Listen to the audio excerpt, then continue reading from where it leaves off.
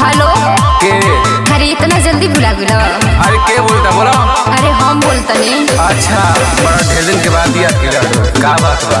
अरे और सब बताओ का हाल बा? अरे कैसे कैसे जिया तनी सुना।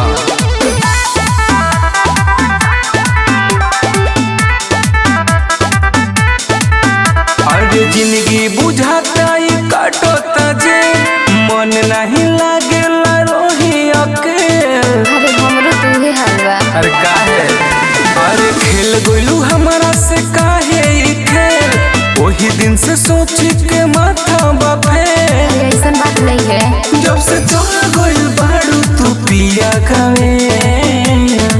अरे सुनो का? पापा जी के खोजल दुल्हने न भावे, याद तोरे मोर जनवरी आवे। पापा जी के खोजल दुल्हने न भावे, याद तोरे मोर जनवरी आवे।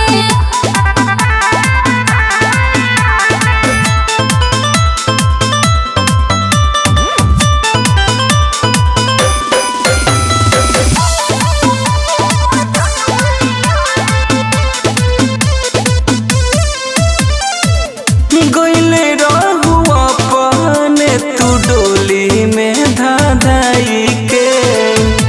मनलू तू बात खाली अपना बाबू भाई के।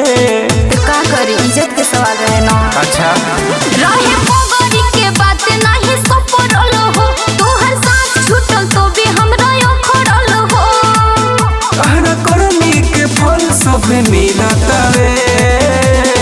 ऐसे ना बोलो हो। कैसे बोली? पापा जी के खोजल दुल्हने न भावे, याद तोरे मोर जनवरी आवे। पापा जी के खोजल दुल्हने न भावे, याद तोरे मोर जनवरी आवे।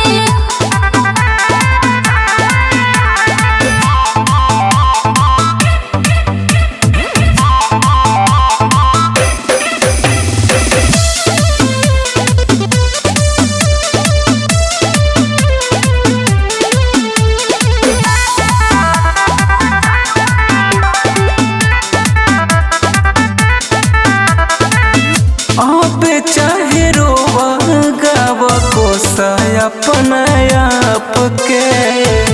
प्रेमी से प्यारा इज्जत लागल तारा बाप के। अरे अब न बुझाता। अभी तो और बुझाई।